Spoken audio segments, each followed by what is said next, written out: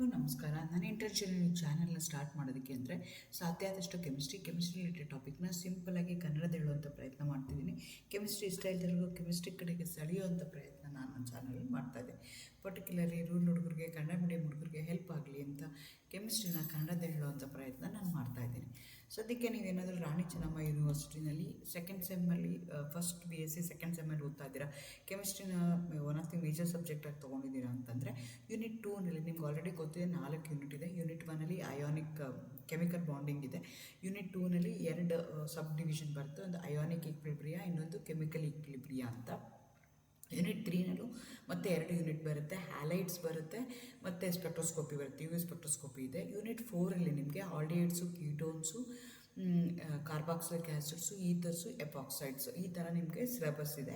So ಅದರಲ್ಲಿ ಎಲ್ಲ unit ಅಂದರೆ ಯೂನಿಟ್ 1ಅಲ್ಲಿ ಕೆಮಿಕಲ್ ಬಾಂಡಿಂಗ್ದು ಕ್ವಶನ್ ಆನ್ಸರ್ಸ್ ಆಲ್ರೆಡಿ ಹಾಕಿದ್ದೀನಿ.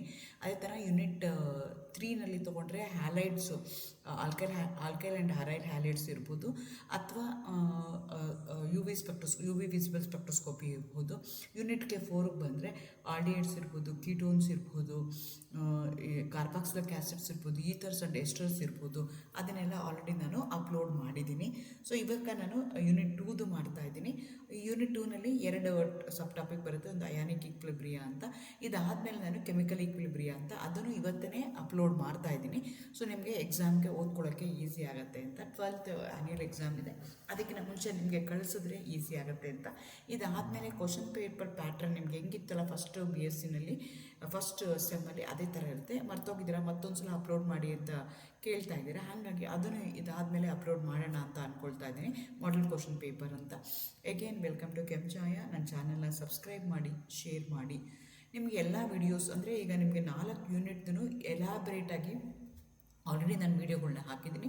ನಿಮಗೆ ಹೆಂಗೆ ಗೊತ್ತಾಗಬೇಕು ಅಂದರೆ ಕೆಂಚಾಯ ಅಂತ ಯೂಟ್ಯೂಬ್ಗೆ ಹೋಗಿ ಅಲ್ಲಿ ಸಬ್ಸ್ಕ್ರೈಬ್ ಮಾಡ್ಕೊಂಡ್ಮೇಲೆ ಪ್ಲೇ ಲಿಸ್ಟ್ಗೆ ಹೋಗಿ RCU SEP first BSc chemistry second sem ಅಂತಂದರೆ ಇದುವರೆಗೂ ನಾನು ಅಪ್ಲೋಡ್ ಮಾಡಿರೋ ಎಲ್ಲ ವೀಡಿಯೋಗಳು ನಿಮ್ಗೆ ಒಂದೇ ಕಡೆ ಸಿಗ್ತಾ ಹೋಗುತ್ತೆ. ಜೊತೆಗೆ ನಂಬರ್ 1 2 3 ಅಂತ ಕೊಟ್ಟಿದ್ದೀನಿ, ನೀವು ಅದೇ ಆರ್ಡ್ರಲ್ಲಿ ಫಾಲೋ ಮಾಡ್ಕೊಂಡು ಹೋದರೆ ನಿಮ್ಮ ಸಿಲೆಬಸ್ ಹೇಗಿದೆಯಲ್ಲ ಅದೇ ರೀತಿಯಾಗಿ ಅಲ್ಲಿ ನಿಮಗೆ ಸಿಗ್ತಾ ಹೋಗುತ್ತೆ. ಈಗ ಎಂಥ ಮೂಮೆಂಟು ಜಾಸ್ತಿ ಇನ್ ಡೀಟೇಲಾಗಿ ಕೇಳೋಕ್ಕಾಗಲ್ಲ, ಎಕ್ಸಾಮ್ ಪಾಯಿಂಟ್ ಆಫ್ ವ್ಯೂಯಿಂದ ಅಷ್ಟೇ ಹೇಳಬೇಕು ಅಂತ ನಾನು ಈ ವಿಡಿಯೋನ ಮಾಡ್ತಾಯಿದ್ದೀನಿ. ಇದನ್ನು ಆಲ್ರೆಡಿ ಈ ವಿಡಿಯೋಗಳನ್ನೆಲ್ಲ ಇನ್ ಡೀಟೇಲಾಗಿ ಹೇಳಿದ್ದೀನಿ. From the exam point of view ಹೇಗೆ ಬರೀಬೇಕು, ಕ್ವಶನ್ ಕೊಟ್ಟರೆ ಯಾವ ಥರ ಆನ್ಸರ್ ಮಾಡಬೇಕು ಅಂತ ನಿಮಗೆ ಗೊತ್ತಾಗಲಿ ಅಂತ ನಾನು ಇದನ್ನು ಹೇಳ್ತಾ ಇದ್ದೀನಿ. ಯಾಕೆಂದ್ರೆ ಸುಮಾರು ಸಲ ನೀವು ಹೇಳ್ತಿರ್ತೀರ ನಾನು ಎಲ್ಲ ಬರೆದಿದ್ದೀನಿ ಅಂದರೆ ನನಗೆ ಮಾರ್ಕ್ಸ್ ಬರಲಿಲ್ಲ, ಟೀಚರ್ ಕೊಡಲಿಲ್ಲ ಅಂತ. ಸೊ ಆ ಕ್ವಶನ್ ಏನು ಡಿಮ್ಯಾಂಡ್ ಮಾಡುತ್ತಲ್ಲ, ಆ ಎವ್ಯಾಲ್ಯೂಯೇಟರ್ ಏನು ಆನ್ಸರ್ ಎಕ್ಸ್ಪೆಕ್ಟ್ ಮಾಡ್ತಾರಲ್ಲ ಅದನ್ನು ನೀವು ಬರೆದ್ರೆ ಮಾತ್ರ ಮಾರ್ಕ್ಸ್ ಸಿಗುತ್ತೆ, ಇಲ್ದರೆ ಮಾರ್ಕ್ಸ್ ಸಿಗೋಲ್ಲ. ನಿಮ್ಗೆ ಏನೋ ಗೊತ್ತಿದೆ ಅಂತ ಗೊತ್ತಿರೋದನ್ನೆಲ್ಲ ಬರೆದ್ರೆ ಮಾರ್ಕ್ಸ್ ಕೊಡೋಕ್ಕಾಗಲ್ಲ. ಆ ಕ್ವಶನ್ ಏನು ಡಿಮ್ಯಾಂಡ್ ಮಾಡ್ತಿದೆ, ಎಷ್ಟು ಮಾರ್ಕ್ಸ್ ಕೇಳ್ತಾ ಇದೆ ಅದನ್ನೆಲ್ಲ ತಿಳ್ಕೊಂಡು ನೀವು ಅಕಾರ್ಡಿಂಗ್ಲಿ ನೀವೇನು ಮಾಡಬೇಕಾಗತ್ತೆ, ಆನ್ಸರ್ ಮಾಡಬೇಕಾಗುತ್ತೆ. ಕೆಲವೊಂದು ಕ್ವಶನ್ಸ್ ಇರುತ್ತೆ, ಆ ಕ್ವಶನ್ಸ್ನ 2 ಮಾರ್ಕ್ಸ್ಗೂ ಕೇಳ್ತಾರೆ, ಸೇಮ್ ಕ್ವಶನ್ಸ್ನ 4 ಮಾರ್ಕ್ಸ್ಗೂ ಕೇಳ್ತಾರೆ. 2 ಮಾರ್ಕ್ಸ್ಗೆ ಕೊಟ್ಟಾಗ ಏನು ಬರೀಬೇಕು, 4 ಮಾರ್ಕ್ಸ್ ಕೊಟ್ಟಾಗ ಏನು ಬರೀಬೇಕು ಅದೆಲ್ಲ ನಿಮಗೆ ಗೊತ್ತಿರಬೇಕಾಗುತ್ತೆ. ಕೆಲವೊಂದು ಕೀ ಟರ್ಮ್ಸ್ ಇರುತ್ತೆ, ಅದೆಲ್ಲನೂ ಮೆನ್ಷನ್ ಮಾಡಿದರೆ ಮಾತ್ರ ಮಾರ್ಕ್ಸ್ ಸಿಗುತ್ತೆ, ಇಲ್ಲ ಅಂದರೆ ಮಾರ್ಕ್ಸ್ ಸಿಗೋದಿಲ್ಲ. ಹಾಗಾಗಿ ನಿಮ್ಗೆ ಗೊತ್ತಾಗಲಿ ಅಂತ ನಾನು ಈಗ ಕ್ವಶನ್ ಆ್ಯಂಡ್ ಆನ್ಸರ್ ಸೀರೀಸ್ನ ಶುರು ಮಾಡಿದ್ದೀನಿ. ವಾಟ್ ಈಸ್ ಸಾಲ್ಟ್ ಹೈಡ್ರಾಲಿಸಿಸ್ ಅಂತ ಕೇಳ್ತಾರೆ. ಸಾಲ್ಟ್ ಹೈಡ್ರಾಲಿಸಿಸ್ ನಿಮ್ಗೆ ಗೊತ್ತಿದೆ. ಹೈಡ್ರಾಲಿಸಿಸ್ ಅಂದರೆ ವಾಟರ್ನೇ ಯೂಸ್ ಮಾಡ್ತಾ ಇದ್ದರೆ ರಿಯಾಕ್ಷನ್ ವಿತ್ ವಾಟರ್ಗೆ ನಾವೇನಂತ ಕರಿತೀವಿ, ಹೈಡ್ರಾಲಿಸಿಸ್ ಅಂತ ಹೇಳ್ತೀವಿ. ಸಾಲ್ಟು ವಾಟರ್ ಜೊತೆಗೆ ಕಂಬೈನ್ ಆದಾಗ ಏನು ಬರುತ್ತಲ್ಲ ಆ ರಿಯಾಕ್ಷನ್ಗೆ ನಾವೇನಂತ ಕರಿತೀವಿ, ಸಾಲ್ಟ್ ಹೈಡ್ರಾಲಿಸಿಸ್ ಅಂತೀವಿ. The reaction of a salt with water resulting in the formation of an acid and A base. ಅದಕ್ಕೆ ಆ ರಿಯಾಕ್ಷನ್ಗೆ ನಾವೇನಂತ ಕರಿತೀವಿ, ಸಾಲ್ಟ್ ಹೈಡ್ರಾಲಿಸಿಸ್ ಅಂತ ಕರಿತೀವಿ. ಈ ಕ್ವಶನ್ನು ತುಂಬ ಸಲ ಅವರು ಕ್ವಶನ್ ಪೇಪರಲ್ಲಿ ಕೇಳಿದ್ದಾರೆ. ಅದೇ ಥರ what is degree of hydrolysis ಅಂತ ಹೇಳ್ತಾರೆ. ಡಿಗ್ರಿ ಆಫ್ ಹೈಡ್ರಾಲಿಸಿಸ್ಗೆ ನಾವು ಆಲ್ಫಾ ಅಂತ ಹೇಳ್ತೀವಿ. It is a fraction of the salt that undergoes hydrolysis in a solution. ಅದಕ್ಕೆ ನಾವೇನಂತ ಕರಿತೀವಿ, ಡಿಗ್ರಿ ಆಫ್ ಹೈಡ್ರಾಲಿಸಿಸ್ ಅಂತ ಹೇಳ್ತೀವಿ. ಹೈಡ್ರಾಲಿಸಿಸ್ ಆಗ್ತಾ ಇದೆ, ನಿಮ್ಮ ಸಾಲ್ಟ್ ಜೊತೆಗೆ ಏನಾಗ್ತಾ ಇದೆ, ವಾಟರು ರಿಯಾಕ್ಟ್ ಆಗ್ತಾ ಇದೆ. ಆದರೆ ಯಾವುದೋ ಒಂದು ಪರ್ಟಿಕ್ಯುಲರ್ ಟೈಮಲ್ಲಿ ನೋಡಿದಾಗ what is the amount of that salt hydrolysed in water, dissolved in water in a solution, ಅದನ್ನು ನೋಡ್ತೀವಿ. Fraction of the salt that undergoes hydrolysis in a solution. Particularly ಈಗ ಏನಾಗುತ್ತೆ ಅಂದರೆ ಎಲ್ಲ ಸಾಲ್ಟ್ಸು ವಾಟ್ರಲ್ಲಿ ಕಂಪ್ಲೀಟ್ಲಿ ಸಾಲ್ಯುಬಲ್ ಇಲ್ಲ. ಸೊ ಕೆಲವೊಂದು sparingly soluble ಅಂತ ಹೇಳ್ತೀವಿ, ಪಾರ್ಷಲಿ ಸಾಲ್ಯುಬಲ್ ಆಗುತ್ತೆ. ಅಂಥ salt when they dissolved in water, so certain degree, certain amount, certain fraction of that salt will going to dissolve in solvent dissolve in water. Maximum ಎಷ್ಟು dissolve ಆಗುತ್ತೆ ಅಥವಾ ಎಷ್ಟು fraction dissolve ಆಗುತ್ತೆ ಅದನ್ನು ಹೇಳುತ್ತಲ್ಲ, ಅದಕ್ಕೆ ನಾವೇನಂತ ಕರಿತೀವಿ, ಡಿಗ್ರಿ ಆಫ್ ಹೈಡ್ರಾಲಿಸಿಸ್ ಅಂತ ಹೇಳ್ತೀವಿ. ಅದೇ ಥರ ಇದರಲ್ಲಿ 4 ಮಾರ್ಕ್ ಕ್ವಶನ್ಗಳು ತುಂಬ ಕೇಳ್ಬೋದು. ಸೊ ಇಲ್ಲೇನಾಗುತ್ತೆ ಅಂದರೆ ನಮಗೆ ಹೈಡ್ರಾಲಿಸಿಸ್ ಕಾನ್ಸ್ಟೆಂಟ್ ಅಂತ ಬರುತ್ತೆ, KH ಅಂತ ಹೇಳ್ತೀವಿ. ಅದು ಬೇರೆ ಬೇರೆ ಈಗ ಸಾಲ್ಟ್ ಮಿಕ್ಸ್ಚರ್ಗಳಲ್ಲಿ ನಿಮಗೆ ಒಟ್ಟು 4 ಪ್ರಾಬಬಿಲಿಟೀಸ್ ಆಗ್ಬೋದು. Salt of a weak acid strong base ಇರ್ಬೋದು, ಅಥವಾ ವೀಕ್ ಆ್ಯಸಿಡ್ ವೀಕ್ ಬೇಸ್ ಇರ್ಬೋದು. ಅದೇ ಥರ ನಿಮ್ಗೆ ಏನಾಗಿರ್ಬೋದು ಅಂತಂದರೆ 4 ಥರ ಪ್ರಾಬಬಿಲಿಟಿ ಇರುತ್ತೆ. ವೀಕ್ ಆ್ಯಸಿಡ್ ವೀಕ್ ಬೇಸ್ ಇರ್ಬೋದು, ಇಲ್ಲಾಂದರೆ ಸ್ಟ್ರಾಂಗ್ ಆ್ಯಸಿಡ್ ಸ್ಟ್ರಾಂಗ್ ಬೇಸ್ ಇರ್ಬೋದು, ವೀಕ್ ಆ್ಯಸಿಡು ಸ್ಟ್ರಾಂಗ್ ಬೇಸ್ ಇರ್ಬೋದು, ಸ್ಟ್ರಾಂಗ್ ಆ್ಯಸಿಡ್ ವೀಕ್ ಬೇಸ್ ಇರ್ಬೋದು. ಈ ರೀತಿಯಾಗಿ 4 ಪ್ರಾಬಬಿಲಿಟೀಸ್ ಇದೆ. ಈ 4 ಪ್ರಾಬಬಿಲಿಟಿನಲ್ಲಿ ಒಂದು probability strong acid and strong acid with a strong base ಏನಿದೆಯಲ್ಲ ಅದು ಡಿಸೋಸಿಯೇಟ್ ಆಗೋದಿಲ್ಲ, ಕಂಪ್ಲೀಟ್ಲಿ ರಿಯಾಕ್ಟ್ ಆಗಿಬಿಡುತ್ತೆ. ಅದನ್ನು ಬಿಟ್ಟು ಮಿಕ್ಕಿದ್ದು 3 ಸಾಲ್ಟ್ ಮಿಕ್ಸ್ಚರ್ಸ್ ಏನಿದೆಯಲ್ಲ, ವೀಕ್ ಆ್ಯಸಿಡ್ ವೀಕ್ ಬೇಸ್ ಇರ್ಬೋದು, ವೀಕ್ ಆ್ಯಸಿಡ್ ಸ್ಟ್ರಾಂಗ್ ಬೇಸ್ ಇರ್ಬೋದು, ಸ್ಟ್ರಾಂಗ್ ಆ್ಯಸಿಡ್ ವೀಕ್ ಬೇಸ್ ಇರ್ಬೋದು, ಅದೆಲ್ಲ ಅದರದ್ದೆಲ್ಲನೂ ನಿಮಗೆ ಡಿರೈವ್ ದಿ ಹೈಡ್ರಾಲಿಸಿಸ್ ಕಾನ್ಸ್ಟೆಂಟ್ ಅಂತ 4 ಮಾರ್ಕಿಗೆ ಕೇಳ್ಬೋದು. ಸೊ ನಿಮಗೆ ಗೊತ್ತಿರಬೇಕಾಗತ್ತೆ weak acid strong base combine ಆದಾಗ ಯಾವ ಸಾಲ್ಟ್ ಬರುತ್ತಲ್ಲ ಆ ಸಾಲ್ಟ್ಗೆ ಒಂದು ಎಕ್ಸಾಂಪಲ್ ನಿಮಗೆ ಗೊತ್ತಿರಬೇಕಾಗತ್ತೆ. CH3COO NA ಏನಿದೆಯಲ್ಲ ಅದನ್ನು ನಾನು ಏನು ಮಾಡ್ತೀನಿ, salt of the weak acid CH3COOH acetic acid and strong base ಅಂದರೆ NaOH, ಅವೆರಡು ಕಂಬೈನ್ ಮಾಡಿದಾಗ ನನಗೆ ಸಾಲ್ಟ್ ಬರುತ್ತೆ. ಆ ಸಾಲ್ಟ್ಗೆ ನನಗೆ ಎಕ್ಸಾಂಪಲ್ ನಿಮಗೆ ಇದು ಕೊಟ್ಟಿರಬೇಕು. ಅವ್ರು ಹೆಂಗೆ ಕೊಡ್ತಾರೆ ಅಂದರೆ derive the hydrolysis constant KH for the salt of a weak acid and a strong base ಅಂತ ಹೇಳ್ತಾರೆ. Weak acid strong base combine ಆದಾಗ ನಿಮಗೆ ಏನು ಸಾಲ್ಟ್ ಬರುತ್ತಲ್ಲ ಆ ಸಾಲ್ಟ್ ನಿಮಗೆ ಗೊತ್ತಿರಬೇಕಾಗತ್ತೆ. ಸೊ ಇಲ್ಲೇನಾಗುತ್ತೆ, Na plus and CH3COO minus ion furnished by the salt CH3COO Na combined with OH minus and H plus of water to form acetic acid and a NaOH which partially ionized. So ಇಲ್ಲಿ ಏನಾಗುತ್ತೆ ಅಂತಂದರೆ ನೀವೇನು ಮಾಡಬೇಕಾಗತ್ತೆ, ಸಾಲ್ಟ್ನ ತೊಗೊಳ್ತಾ ಇದ್ದೀವಿ, ಆ ಸಾಲ್ಟ್ಗೆ ಏನು ಮಾಡ್ತಾ ಇದ್ದೀವಿ, ಹೈಡ್ರಾಲಿಸಿಸ್ ಮಾಡ್ತಾ ಇದ್ದೀವಿ. ಆ ಸಾಲ್ಟ್ಗೆ ಏನು ಮಾಡ್ತಾ ಇದ್ದೀವಿ, ವಾಟರ್ ಆ್ಯಡ್ ಮಾಡ್ತಾ ಇದ್ವಿ. ಸಾಲ್ಟ್ಗೆ ವಾಟರ್ ಆ್ಯಡ್ ಮಾಡಿದ್ರೆ ನಿಮ್ಗೆ ಏನಾಗುತ್ತೆ, ಆ್ಯಸಿಡ್ ಮತ್ತು ಬೇಸ್ ಬರುತ್ತೆ. ಆದರೆ ಆ ಆ್ಯಸಿಡ್ ಮತ್ತು ಬೇಸ್ ಏನಿದೆಯಲ್ಲ ಆ ಆ್ಯಸಿಡು ಮತ್ತು ಬೇಸ್ ಏನಾಗುತ್ತೆ, ಪಾರ್ಷಿಯಲಿ ಏನಾಗ್ತಾವೋ ಅಯನೈಸ್ ಆಗ್ತವೆ. ಅಯನೈಸ್ ಆದಾಗ ನಿಮಗೆ ವಾಟರ್ ಜೊತೆಗೆ ಕಂಬೈನ್ ಆದಾಗ Na+, ಯಾಕಂದರೆ ನಿಮಗೆ ಅವೆರಡರಲ್ಲಿ ಸ್ಟ್ರಾಂಗ್ ಬೇಸ್ ಏನಿದೆಯಲ್ಲ ಅದು ಕಂಪ್ಲೀಟ್ಲಿ ಡಿಸೋಸಿಯೇಟ್ ಆಗುತ್ತೆ. ಆಗ Na+ ಏನು ಮಾಡುತ್ತೆ, CH3COO ಮೈನಸ್ ಆ ಥರ ಇರುತ್ತೆ. ಆವಾಗ ನಿಮ್ಗೆ ಏನಾಯಿತು ಅಂತಂದರೆ CH3COOH OH ಮೈನಸ್ Na+ ಬರುತ್ತೆ. ಸೊ ಇಲ್ಲಿ ಏನಾಗ್ತಾ ಇದೆ ಅಂತಂದರೆ ನಾನೀಗ ಈ ಈಕ್ವೇಷನ್ ಏನಿದೆಯಲ್ಲ CH3COO Na+ ವಾಟರ್ನ ಹಾಕಿದಾಗ ಇದು ಏನಾಗ್ತಾ ಇದೆ ಅಂದರೆ ಸ್ಪ್ಲಿಟ್ ಆಗ್ತಾ ಇದೆ. ಯಾವ ಥರ ಸ್ಪ್ಲಿಟ್ ಆಗ್ತಾ ಇದೆ, because it's ionic in nature. Na+ CH3COO minus water ಥರ ಇದೆ. ಇದು ಹಾಗೆ ಉಳ್ಕೊಳ್ಳುತ್ತೆ because it's a weak acid. ಆದರೆ ಇದು ಸ್ಟ್ರಾಂಗ್ ಬೇಸ್ ಆಗಿರೋದಕ್ಕೋಸ್ಕರ ಇದೇನಾಗುತ್ತೆ, ಡಿಸೋಸಿಯೇಟ್ ಆಗುತ್ತೆ ಕಂಪ್ಲೀಟಾಗಿ. ಸೊ ನನಗೆ right hand side left hand side Na cancel ಆಗುತ್ತೆ. ನೆಕ್ಸ್ಟ್ ನಂಗೆ ಉಳ್ಕೊಳ್ಳೋದೇನು ಅಂದರೆ CH3COO minus plus water add ಮಾಡಿದ್ರೆ ಆವಾಗ CH3COOH ಪ್ಲಸ್ H+ ಬರುತ್ತೆ. ಸೊ ಇದಕ್ಕೆ ನಾನೇನು ಮಾಡ್ತೀನಿ ಅಂದರೆ ಈ ರಿಯಾಕ್ಷನ್ಗೆ ನಾನೇನು ಮಾಡ್ತೀನಿ, I am going to apply the law of chemical equilibrium. ಆವಾಗ ರಿಯಾಕ್ಟೆಂಟ್ಸ್ ಏನಿದೆಯಲ್ಲ products, molar concentration of the products divided by the molar concentration of the products reactants ನ ತಗೊಳ್ತೀನಿ. ಆವಾಗ ನನಗೆ K ಬರುತ್ತೆ. That is called as equilibrium constant ಅಂತ ಹೇಳ್ತೀವಿ. So ಯಾವಾಗ ಈಕ್ವಿಲಿಬ್ರಿಯಮ್ ಅಂತ ಹೇಳ್ತೀವಿ ಅಂದರೆ reaction both forward backward reaction ಎರಡೂ ಆಗ್ತಾ ಇದ್ದರೆ ಆವಾಗ ಅದನ್ನು ನಾವೇನಂತ ಕರಿತೀವಿ, ಈಕ್ವಿಲಿಬ್ರಿಯಮ್ ಎಸ್ಟಾಬ್ಲಿಷ್ ಆಗ್ತೀವಿ ಅಂತ ಹೇಳ್ತೀವಿ. ಹಾಗಾಗಿ ಆ Kಗೆ ನಾವೇನಂತ ಕರಿತೀವಿ, ಈಕ್ವಿಲಿಬ್ರಿಯಮ್ ಕಾನ್ಸ್ಟೆಂಟ್ ಅಂತ ಕರಿತೀವಿ. ಆ K ಏನಾಗುತ್ತೆ ಅಂದರೆ K ಅನ್ನೋದನ್ನು ವಾಟರ್ ಈ ಕಡೆ ತೊಗೊಂಡ್ರೆ ಆವಾಗ ನನಗೇನಾಗುತ್ತೆ KH ಬರುತ್ತೆ. ವಿತ್ ದಿಸ್ ಪರ್ಟಿಕ್ಯುಲರ್ ಎಕ್ಸಾಂಪಲ್ ನೀವು ಇದ್ರ ಬದಲು ಏನು ಮಾಡ್ಬೋದು, HA ಅಂತಲೂ ಕನ್ಸಿಡರ್ ಮಾಡ್ಕೊಂಡು ಮಾಡ್ಬೋದು. ಬಟ್ ದಿಸ್ ಈಸ್ ಈಸಿಯರ್ ಅನಿಸುತ್ತೆ, ಅದಕ್ಕೋಸ್ಕರ ಈಗ ನನಗೇನಾಯಿತು KH ಬಂತು. KH is equal to, because the concentration of the amount of the molar concentration in water is very large compared to that of the H+. ಹಾಗಾಗಿ ಅದನ್ನು ನಾನು 1 ಅಂತ ಕನ್ಸಿಡರ್ ಮಾಡ್ಕೊಳ್ತೀನಿ, ಅದನ್ನು ಆ ಕಡೆಗೆ ತೊಗೊಳ್ತೀನಿ. ಆವಾಗ ನನಗೆ ನ್ಯೂ ಈಕ್ವಿಲಿಬ್ರಿಯಮ್ ಕಾನ್ಸ್ಟೆಂಟ್ ಬರುತ್ತೆ. ಆ ಈಕ್ವಿಲಿಬ್ರಿಯಮ್ ಕಾನ್ಸ್ಟೆಂಟ್ಗೆ ನಾನು ಏನಂತ ಕರಿತೀನಿ ಅಂದರೆ ಹೈಡ್ರಾಲಿಸಿಸ್ ಕಾನ್ಸ್ಟೆಂಟ್ ಅಂತ ಕರಿತೀನಿ, KH ಅಂತ ಕರಿತೀನಿ. ಸೊ ಅವಾಗ ಏನಾಯಿತು ಅಂತಂದರೆ ಇವಾಗ 3 ಮಾಲಿಕ್ಯೂಲ್ನ ತೊಗೊಳ್ತಾ ಇದ್ದೀನಿ ನಾನು. ಸೊ ಇದಕ್ಕೆ KH ಅಂತ ಹೇಳ್ತಾ ಇದ್ದಾರೆ. ನೆಕ್ಸ್ಟ್ ನಾನು ಏನು ಮಾಡಬೇಕು, KA KB KWನೂ ಬರುತ್ತೆ ನನಗೆ, ಅದು ಗೊತ್ತಿದೆ ಆಲ್ರೆಡಿ. KA ಅಂತಂದರೆ ಬರೀ ಆ್ಯಸಿಡ್ ಹೆಂಗೆ ಡಿಸೋಸಿಯೇಟ್ ಆಗುತ್ತೆ, KB ಅಂತಂದರೆ ಬೇಸ್ ಹೆಂಗೆ ಡಿಸೋಸಿಯೇಟ್ ಆಗುತ್ತೆ, KW ಅಂತಂದರೆ ವಾಟರ್ ಹೆಂಗೆ ಡಿಸೋಸಿಯೇಟ್ ಆಗುತ್ತೆ, ಇದು ನಿಮಗೆ ಗೊತ್ತಿದೆ. ಕಂಪ್ಲೀಟ್ಲಿ ಡಿಸೋಸಿಯೇಟ್ ಆದಾಗ again law of mass action apply ಮಾಡ್ತೀವಿ. ಅವಾಗ ಏನಾಯಿತು, products molar constant of the products divided by the molar concentration of the ರಿಯಾಕ್ಟೆಂಟ್ಸ್ನ ತಗೊಳ್ತೀವಿ. ಅಕಾರ್ಡಿಂಗ್ಲಿ ನಾವೇನು ಮಾಡ್ತೀವಿ, ಈಕ್ವೇಷನ್ಸ್ಗಳನ್ನ ಬರಿತಾ ಹೋಗ್ತೀವಿ. Since it's a 4 marks question, ಇಲ್ಲಿ ಬರ್ಕೊಳ್ತಾ ಹೋಗ್ತೀರಾ. ನಿಮಗೆ ಈಗ I am going to divide the equation 4 by equation 2 ಅಂದರೆ KW ಬೈ KA ಹಾಕ್ಕೊಂಡೆ ಅಂತ ಇಟ್ಕೊಳ್ಳೋಣ. ಬಿಕಾಸ್ ಅವ್ರು ಏನು ಕೇಳ್ತಾ ಇದ್ದಾರೆ, ವೀಕ್ ಆ್ಯಸಿಡ್ ಕೇಳ್ತಾ ಇದ್ದಾರೆ, ಸ್ಟ್ರಾಂಗ್ ಬೇಸ್ ಕೇಳ್ತಾ ಇದ್ದಾರೆ. You have to calculate the KH ಅಂದರೆ hydrolysis constant for a weak acid and a strong base ಕೇಳ್ತಾರೆ. ಸ್ಟ್ರಾಂಗ್ ಬೇಸ್ ಏನಾಗುತ್ತೆ, ಕಂಪ್ಲೀಟ್ಲಿ ಡಿಸೋಸಿಯೇಟ್ ಆಗುತ್ತೆ. ಹಾಗಾಗಿ ನಾವೇನು ಮಾಡಬೇಕು, ಆ್ಯಸಿಡ್ನ ತೊಗೋಬೇಕು. ಹಾಗಾಗಿ KW ಬೈ KA ಹಾಕ್ಕೊಂಡಾಗ ನನಗೆ KH ಬರುತ್ತೆ. ಸೊ ಆ KH ಇಸ್ಕೊಳ್ತು ಏನಾಗುತ್ತೆ, molar concentration of OH minus CH3COOH minus CH3COOH divided by CH3COO minus ಬಂತು, which is equal to KH ಅಂತ ನಾವು ಕನ್ಸಿಡರ್ ಮಾಡ್ತೀವಿ. KH is the hydrolysis constant. This is the formula we are going to get. KH is the hydrolysis constant of the salt of a weak acid and a strong base. So ಈ ಥರ ನಿಮಗೆ 4 mark question ಕೇಳ್ತಾರೆ. ಅದೇ ಥರ weak base weak acid ಕೇಳ್ತಾರೆ. ಅದೇ ಥರ ನೀವು ಏನು ಕೊಡ್ಬೋದು, ಸ್ಟ್ರಾಂಗ್ ಆ್ಯಸಿಡ್ ವೀಕ್ ಬೇಸನ್ನು ಕೇಳ್ಬೋದು 4 ಮಾರ್ಕ್ಗೆ.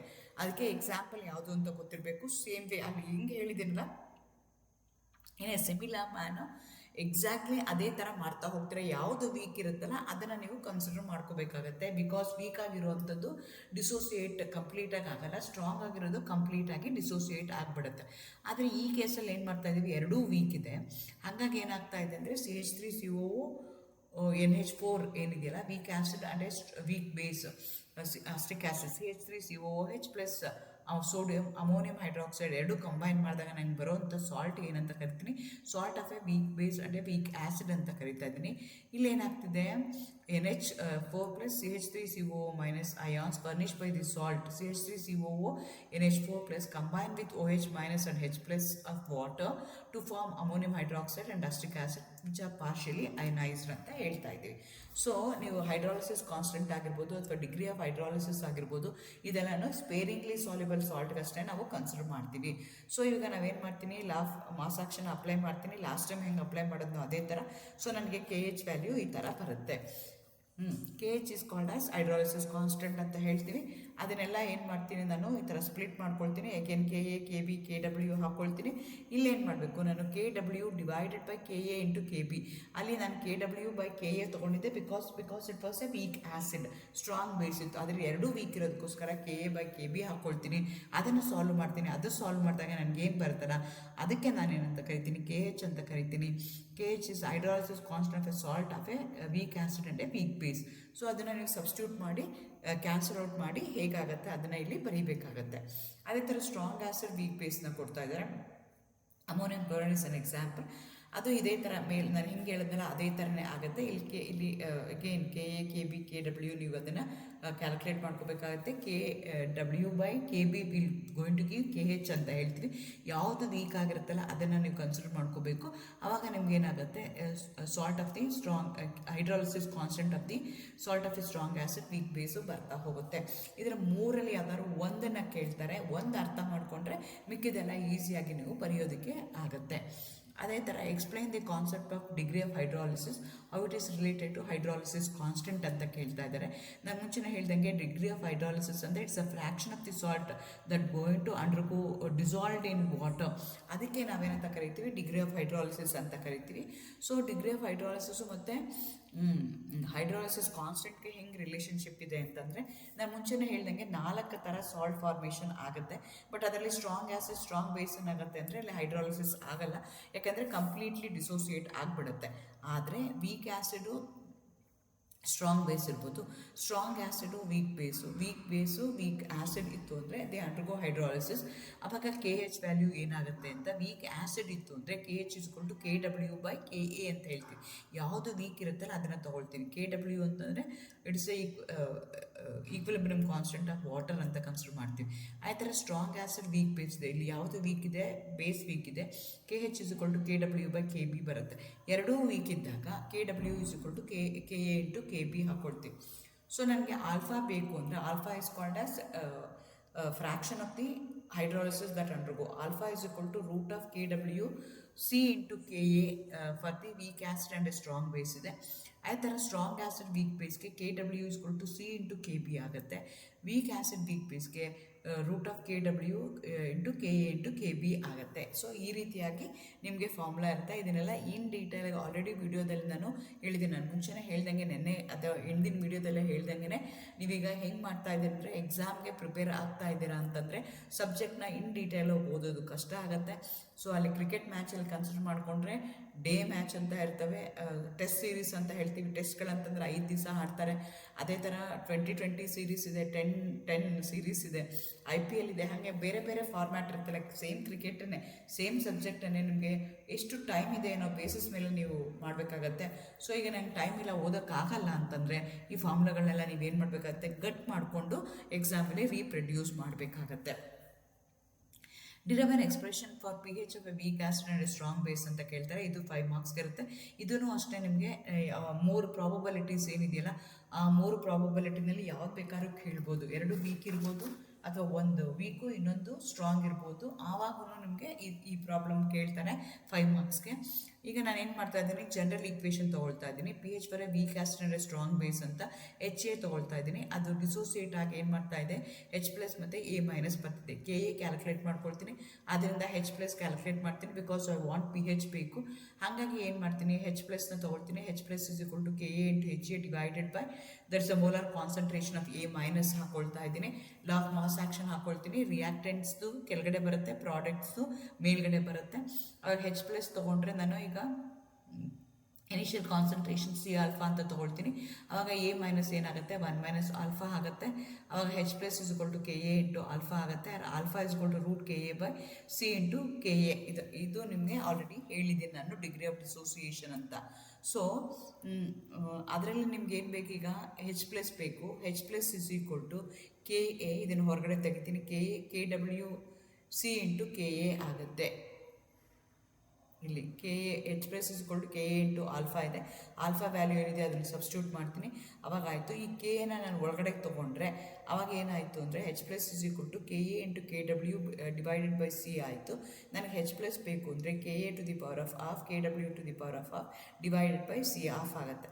ಸೊ ಇದು ಎಲ್ಲದಕ್ಕೂ ನಾನು ಏನು ಮಾಡ್ತೀನಿ, ಲಾಗ್ ತೊಗೊಳ್ತೀನಿ. Minus log H+ is equal to minus log of log KW minus of log KA plus log C ಆಯಿತು. ಸೊ ನನಗೆ ಇದು minus log H+ is equal to pH ಅಂತ ಗೊತ್ತು. pH is equal to ಇದರೆಲ್ಲ minus ತೆಗಿತೀನಿ. ಅವಾಗ ಏನಾಯ್ತು, ಇದು 1/2 pKW 1/2 pKa minus log C ಆಯಿತು. So this is an expression for pH. ಯಾವುದೇ ಒಂದು pH ನೀವು ಕ್ಯಾಲ್ಕುಲೇಟ್ ಮಾಡಬೇಕು ವೀಕ್ ಆ್ಯಸಿಡ್ ಸ್ಟ್ರಾಂಗ್ ಬೇಸ್ದು ಅಂತಂದರೆ this the way you are going to calculate. ಈ ಥರ ವೀಕ್ ಬೇಸು ಸ್ಟ್ರಾಂಗ್ ಆ್ಯಸಿಡ್ ಇದ್ರೂ ಅದೇ ಥರ ನೀವೇನು ಮಾಡಬೇಕಾಗತ್ತೆ, ಸೇಮ್ ಫಾರ್ಮುಲಾ ಹಾಕ್ಕೊಳ್ತೀರಾ. B+ will react with water to give OH+. H+ ಇಲ್ಲಿ KB ಹಾಕ್ಕೊಳ್ತೀರಾ. ಅಗೇನ್ H+ ಏನಾಗುತ್ತೆ ಅಂತ ನೀವು ಕ್ಯಾಲ್ಕುಲೇಟ್ ಮಾಡ್ತೀರಾ. ಡಿಗ್ರಿ ಆಫ್ ಡಿಸೋಸಿಯೇಷನ್ ಏನಾಗುತ್ತೆ, ವೀಕ್ ಬೇಸ್ಗಾದರೆ ಏನಾಗುತ್ತೆ, KW/C into KB ಆಗುತ್ತೆ. ಅದನ್ನು ಹಾಕ್ಕೊಂಡು ನೀವು ಸಿಂಪ್ಲಿಫೈ ಮಾಡಿದಾಗ ಇದು 5 ಮಾರ್ಕ್ಸ್ ಕ್ವಶನ್ಸು ಇಂಪಾರ್ಟೆಂಟ್ ಇರುತ್ತೆ. ಅದೇ ಥರ ವೀಕ್ ಆ್ಯಸಿಡ್ ವೀಕ್ ಬೇಸ್ಗೆ ಏನಾಗುತ್ತೆ, same way you are going to calculate. ಇದನ್ನು ನೀವು ಚೆಕ್ ಮಾಡ್ಕೋಬೇಕಾಗತ್ತೆ. So this is a formula you are going to get. ನಿಮಗೆ ಯಾವುದೇ ರೀತಿಯಾದಂಥ ನ್ಯೂಮರಿಕಲ್ ಪ್ರಾಬ್ಲಮ್ಸ್ ಇಲ್ಲ, ಸಿಲೆಬಸ್ಸಲ್ಲಿ ಹೇಳಿಲ್ಲ. ಬಟ್ ಇದು ಡಿರೈವೇಷನ್ ಕೇಳ್ತಾರೆ. ಡಿಗ್ರಿ ಆಫ್ ಹೈಡ್ರಾಲಿಸಿಸ್ ಕೇಳ್ಬೋದು, ಹೈಡ್ರಾಲಿಸಿಸ್ ಕಾನ್ಸ್ಟೆಂಟ್ ಕೇಳ್ಬೋದು, pH ಕೇಳ್ಬೋದು, ಯಾವ್ದು ಬೇಕಾದ್ರೂ ಕೇಳ್ಬೋದು. ಸಿಂಪಲ್ ಆಗಿದೆ. ಒಂದನ್ನು ಅರ್ಥ ಮಾಡಿಕೊಂಡ್ರೆ ಮಿಕ್ಕಿದನ್ನೆಲ್ಲ ಈಸಿಯಾಗಿ ನೀವು ಕ್ರ್ಯಾಕ್ ಮಾಡೋಕ್ಕೆ ಈಸಿ ಆಗುತ್ತೆ. ವಾಟ್ ಈಸ್ ಬಫರ್ ಸೊಲ್ಯೂಷನ್ ಅಂತ ಕೇಳ್ತಾರೆ.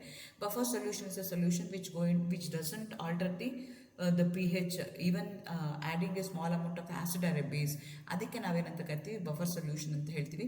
ಯೂಶಲಿ ಬಫರ್ ಸೊಲ್ಯೂಷನ್ ಮಾಡ್ಬೇಕಾದ್ರೆ weak acid, salt of its strong ಬೇಸ್ನ ತೊಗೊಳ್ತೀವಿ, ಅದಕ್ಕೆ ಆಸಿಡಿಕ್ ಬಫರ್ ಅಂತ ಕರಿತೀವಿ. ಇಲ್ಲಾಂದರೆ weak base and it salt of strong ಆ್ಯಸಿಡ್ನ ತೊಗೊಳ್ತೀವಿ, ಅದಕ್ಕೆ ಬೇಸಿಕ್ ಬಫರ್ ಅಂತ ಹೇಳ್ತೀವಿ. ಬಫರ್ ಸೊಲ್ಯೂಷನ್ ಅಂತಂದ್ರೇನು, ಈ ಸೊಲ್ಯೂಷನ್ಗೆ ನೀವು ಸ್ಮಾಲ್ ಅಮೌಂಟ್ ಆಫ್ ಆ್ಯಸಿಡ್ ಆದ್ರೆ ಹಾಕ್ರಿ, ಬೇಸ್ ಆದ್ರೆ ಹಾಕ್ರಿ, ಪಿ ಹೆಚ್ ಡಸಂಟ್ ಆಲ್ಟರ್, ಇದಕ್ಕೆ ನಾವೇನಂತ ಕರಿತೀವಿ ಬಫರ್ ಸೊಲ್ಯೂಷನ್ ಅಂತ ಹೇಳ್ತೀವಿ. ಸೊ ಹೆಂಗೆ ಪಿ ಹೆಚ್ ಮೇಂಟೈನ್ ಆಗುತ್ತೆ, what is a buffer action ಅಂತ ಕೇಳ್ತೀವಿ. How it going to remain, why doesn't alter P H ಅಂತಂದರೆ, ಈಗ ಅಸ್ಟಿಕ್ ಬಫರ್ ಸೊಲ್ಯೂಷನ್ ಅದು ತೊಗೊಂಡು ಎಕ್ಸ್ಪ್ಲೈನ್ ಮಾಡ್ಬೋದು, ನೀವು ಬೇಸಿಕ್ ಬಫರ್ ಸೊಲ್ಯೂಷನ್ ಅದ್ರ ತೊಗೋಬೋದು. ಇದಕ್ಕೆ ಏನು ಮಾಡ್ತಾ ಇದ್ರಿ ಅಂತಂದರೆ, ಈಗ ನನಗೆ ಅಸ್ಟಿಕ್ ಬಫರ್ ಸೊಲ್ಯೂಷನ್ ನಾನು ಹೇಳಿದೆ, weak acid, salt of its strong base ಅಂತ ಕನ್ಸಿಡರ್ ಮಾಡ್ಕೊಳ್ತೀವಿ. ಅವಾಗ ಏನಾಯಿತು, ಈಗ ಎರಡೂ ಡಿಸೋಸಿಯೇಟ್ ಆಗುತ್ತೆ. ಈಗ ಬಫರ್ ಸೊಲ್ಯೂಷನಲ್ಲಿ ಏನಾಗಿರುತ್ತೆ, ಎರಡೂ ಇದೆ, ಎರಡೂ ಏನಾಗುತ್ತೆ ಪಾರ್ಷಲಿ ಸಾಲ್ಟ್ ಇರೋದಕ್ಕೋಸ್ಕರ ಅವೇನಾಗ್ತವೆ, ಡಿಸೋಸಿಯೇಟ್ ಆಗ್ತವೆ. H+ CH3COO- Na+ CH3COO- ಆಗಿ ಅದು ಸ್ಪ್ಲಿಟ್ ಆಯಿತು. Since salt is completely ionised, it provides a common ion. Salt ಏನಾಗುತ್ತೆ, ಕಂಪ್ಲೀಟಾಗಿ ಡಿಸೋಸಿಯೇಟ್ ಆಗುತ್ತೆ ನಿಮ್ಮದು ವೀಕ್ ಆ್ಯಸಿಡ್ ಇರೋದಕ್ಕೋಸ್ಕರ. ಅದು CH3COO- ಬಟ್ CH3COO- ಏನಾಗುತ್ತೆ, ಎಕ್ಸಸ್ ಆಗುತ್ತೆ. ಅದಕ್ಕೆ ನಾನು ಏನು ಮಾಡ್ತೀನಿ, ಈಗ small amount of HCl add ಮಾಡ್ತೀನಿ. ಅವಾಗ HCl ಆ್ಯಡ್ ಮಾಡಿದ್ರೆ ಏನಾಗುತ್ತೆ, ದಟ್ HCl ಸ್ಪ್ಲಿಟ್ ಆಗಿ H+Cl- ಆಗುತ್ತೆ. That H+ will bond react with CH3COO-. ಆವಾಗ ಏನಾಗುತ್ತೆ ಅಂದರೆ ನಿಮ್ಗೆ ಅಸ್ಟಿಕ್ ಆ್ಯಸಿಡ್ ಫಾರ್ಮೇಷನ್ ಆಗುತ್ತೆ. ಹಾಗಾಗಿ ಏನಾಗುತ್ತೆ, after the addition of HCl P H doesn't change. ಅದೇ ಥರ ನಿಮ್ಗೆ ಅಡಿಷನ್ ಆಫ್ NaOH ತೊಗೊಂಡ್ರೆ ಅಲ್ಲೇನಾಗುತ್ತೆ, Na+ OH- ಆಗಿರುತ್ತೆ. When NaOH is added to a buffer solution, addition OH- ions will combine with H+ ion to form water molecules. ಹಾಗಾಗಿ OH- ಅಯಾನನ್ನು increase ಆಗಲ್ಲ, neutralize ಆಗಿಬಿಡುತ್ತೆ. ಹಾಗಾಗಿ ಪಿ ಹೆಚ್ ಏನಿರ್ತಲ್ಲ ಅದೇ ರೀತಿ ಮೇಂಟೈನ್ ಆಗುತ್ತೆ. ಅದೇ ಥರ ನೀವು ಬೇಸಿಕ್ ಬಫರ್ ತೊಗೊಳ್ಬೇಕಾದ್ರೂ ಎಕ್ಸ್ಪ್ಲೈನ್ ಮಾಡ್ಬೋದು. ಸೊ ಬೇಸಿಕ್ ಬಫರ್ ತೊಗೊಂಡು ಅದಕ್ಕೂ HCl ಆ್ಯಡ್ ಮಾಡಿದ್ರು ಏನಾಗುತ್ತೆ ಅಂದರೆ, ಇಲ್ಲಿ NH4Cl ಏನಾಗುತ್ತೆ, NH4+ Cl- ಆಗುತ್ತೆ. ಸೊ ಇಲ್ಲಿ ಏನಾಗುತ್ತೆ, NH4 ಅಯಾನ್ಸು ಎಕ್ಸಸ್ ಆಗುತ್ತೆ. That when made to react with HCl ಜೊತೆ ಟ್ರೀಟ್ ಮಾಡಿದಾಗ H+ ions will going to combine with Cl- to form HCl ಮಾಡುತ್ತೆ. ಹಾಗಾಗಿ ವಾಟರ್ ಮಾಲಿಕ್ಯೂಲ್ಸು ನಿಮಗೆ ರಿಮೈನ್ ಹಾಗೆ ಉಳ್ಕೊಳ್ಳುತ್ತೆ. ಹಾಗಾಗಿ ಏನಾಗುತ್ತೆ, ಚೇಂಜ್ ಆಗಲ್ಲ. ಅದೇ ಥರ NaOH ಆ್ಯಡ್ ಮಾಡಿದ್ರು, NaOH added a buffer solution, additional OH- ion combine with NH4+ to form ammonium hydroxide molecules. Thus there won't be increase in the OH- ion concentration. therefore pH will be restored. ಇದನ್ನು ಕೇಳ್ತಾರೆ 4 ಮಾರ್ಕ್ಸ್ಗೆ, ನೀವು ನೆನ್ಪಿಟ್ಕೊಂಡು ಬರೀಬೇಕಾಗತ್ತೆ. Acid ಆದರೂ ಹಾಕ್ರಿ, base ಆದರೂ ಹಾಕ್ರಿ, ಅದರದ್ದು pH doesn't alter. pH ಯಾವಾಗ alter ಆಗುತ್ತೆ ಅಂದರೆ ವೆನ್ H+ ಅಯಾನ್ ಇನ್ಕ್ರೀಸ್ ಅಥವಾ ಡಿಕ್ರೀಸ್ ಆದರೆ. ಸೊ ಆ ಕೇಸಲ್ಲಿ ಏನಾಗುತ್ತೆ, H+ ಅಯಾನ್ ಡಿಕ್ರೀಸು ಆಗಲ್ಲ ಅಥವಾ ಇನ್ಕ್ರೀಸು ಆಗಲ್ಲ. ಹಾಗಾಗಿ ಏನಾಗ್ತಾ ಇದೆ, pH ರಿಸ್ಟೋರ್ ಆಗ್ತಾ ಇದೆ. What is the buffer capacity of a solution ಅಂತ ಕೇಳ್ತಾರೆ. ಬಫರ್ ಕೆಪಾಸಿಟಿ ಅಂತಂದ್ರೆ capacity of buffer to neutralize added acid or a base, ಅದಕ್ಕೆ ನಾವೇನಂತ ಕರಿತೀವಿ, ಬಫರ್ ಕೆಪಾಸಿಟಿ ಅಂತ ಹೇಳ್ತೀವಿ. ಅಂದರೆ ನಿಮ್ಗೆ ಯಾವುದೋ ಒಂದು ಬಫರ್ ಸೊಲ್ಯೂಷನ್ ತೊಗೊಂಡಿದ್ರೆ ಅದರದ್ದು ಕೆಪಾಸಿಟಿ ಏನಿದೆ to neutralize an acid or a base, ಅದನ್ನು ಹೇಳುತ್ತಲ್ಲ, ಅದಕ್ಕೆ ನಾವು ಬಫರ್ ಕೆಪಾಸಿಟಿ ಅಂತ ಹೇಳ್ತೀವಿ. Buffer capacity is equal to number of moles of acid or a base added per litre divided by change in pH ಅಂತ ಹೇಳ್ತೀವಿ. ಇದನ್ನು ಅವರು 2 ಮಾರ್ಕ್ಸ್ಗೆ ಕೇಳ್ಬೋದು. ಯೂಶಲಿ ಬಫರ್ ಕೆಪಾಸಿಟಿ ಏನಾಗಿರಬೇಕು, 1 ಆಗಿರಬೇಕು ಅಂತ ನಾವು ಎಕ್ಸ್ಪೆಕ್ಟ್ ಮಾಡ್ತೀವಿ. Buffer capacity is a number of moles of an acid or a base added to 1 litre of a buffer solution to change its pH by unity. ಅಂದರೆ number of moles of an acid or a base neutralised should be completely neutralise ಆಗಬೇಕು. ಹಾಗಾಗಿ pH buffer capacity 1 ಇರೋ ಥರ ನಾವು ನೋಡ್ಕೋಬೇಕಾಗತ್ತೆ. ಅದೇ ಥರ what is solubility product KSP, how it is related to KC ಅಂತ ಕೇಳ್ತಾರೆ. Solubility product is the maximum product of the molar concentration of the ions rise to their appropriate powers which are produced due to dissociation of the compound ಅಂತ ಹೇಳ್ತೀವಿ. For example sodium ಕ್ಲೋರೈಡ್ನ ತೊಗೊಳ್ತಾ ಇದ್ದೀವಿ, silver ಕ್ಲೋರೈಡ್ನ ತೊಗೊಳ್ತಾ ಇದ್ದೀವಿ. Partially solubility product ಯಾವುದಕ್ಕೆ ಹೇಳ್ತೀವಿ ಅಂದರೆ, partially sparing solutions ಸಾಲ್ಟ್ಸ್ಗೆ ನಾವು ಹೇಳಬೇಕಾಗತ್ತೆ Ag+ and Cl- ಆಗುತ್ತೆ. When you put that in water ಕಂಪ್ಲೀಟಾಗಿ ಡಿಸಾಲ್ವ್ ಆಗಲ್ಲ, ಪಾರ್ಷಿಯಲಿ ಡಿಸಾಲ್ವ್ ಆಗುತ್ತೆ. ಸೊ ಅದಕ್ಕೆ ನಾವು KSP ಕ್ಯಾಲ್ಕುಲೇಟ್ ಮಾಡಬೇಕು ಅಂತಂದರೆ ಅವ್ರೇನು ಹೇಳ್ತಾರೆ, it is a molar concentration of the ions. ಅದಕ್ಕೇನಾದ್ರು ಪವರ್ಸ್ ಇದ್ದರೆ ಪವರ್ ಅಂದರೆ ಅದಕ್ಕೆ ತೊಗೋಬೇಕಾಗತ್ತೆ. ಸೊ ಆವಾಗ ಏನಾಯಿತು ಅಂದರೆ AG + CL - ಆಗುತ್ತೆ, ಅದಕ್ಕೆ KSP ಅಂತ ಹೇಳ್ತೀವಿ. ಫಾರ್ ಎಕ್ಸಾಂಪಲ್ ನಿಮಗೆ ಪವರ್ದು ಗೊತ್ತಾಗಬೇಕು ಅಂತ Ca3PO4 ಟ್ವೈಸ್ ಸಾಲಿಡ್ ಇದೆ, ಅದು Ca2+ ಆ್ಯಂಡ್ PO3 4- ಇದೆ. ಸೊ ಅವಾಗ ಏನಾಗ್ತಿದೆ ಅಂತಂದರೆ KSP = ಅಯಾನ್ಸ್ ಏನಿದೆಯಲ್ಲ ಅದ್ರದ್ದು ಮೋಲಾರ್ ಕಾನ್ಸಂಟ್ರೇಷನ್ ತೊಗೋಬೇಕು, ಆ ನಂಬರ್ ಏನಿದೆಯಲ್ಲ ಟು ದಿ ಪವರ್ ಅದನ್ನು ರೈಸ್ ಟು ದೇರ್ ಅಪ್ರೋಪ್ರಿಯೇಟ್ ಪವರ್ಸ್ಗೆ ನೀವು ಮಾಡ್ಕೋಬೇಕು. ಇದಕ್ಕೆ ನಾವೇನಂತ ಕರಿತೀವಿ, ಸಾಲ್ಯುಬಿಲಿಟಿ ಪ್ರಾಡಕ್ಟ್ ಅಂತ ಹೇಳ್ತೀವಿ. How it is related to KC ಅಂತ ಕೇಳ್ತಾ ಇದ್ದಾರೆ. ಇದೇ ಎಕ್ಸಾಂಪಲ್ನ ತೊಗೊಂಡಿದ್ದೀನಿ. KC ಅಂತಂದ್ರೆ ಏನು, ನಮಗೆ ಈಕ್ವಿಲಿಬ್ರಿಯಂ ಕಾನ್ಸ್ಟೆಂಟ್ ಅಂತ ಹೇಳ್ತಾ ಇದ್ದೀವಿ.